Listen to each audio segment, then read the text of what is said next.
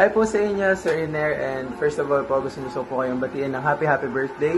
And ngayon pong araw ng birthday niyo ay sana po ay naging masaya kayo. And gusto ko lang din po i-take yung opportunity para makapagpasalamat po sa inyo sa pag-alaga niyo po sa akin and sa pag-take niyo po sa akin bilang pangalawang anak din po ninyo. And sa pag-support na din po and pagmamahal niyo po sa akin sa pag-abot po ng mga pangarap ko until now. And simula po sa pag-abot po ng mga pangarap ko hanggang sa maabot ko po yan. And kaya po sa inyo, Sir Iner, maraming salamat po sa pagsuporta niyo sa akin hanggang ngayon.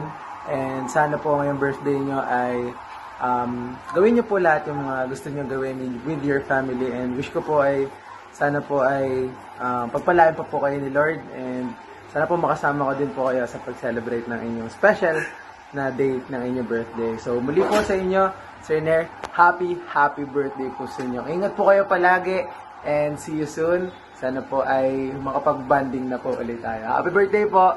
Thank you po!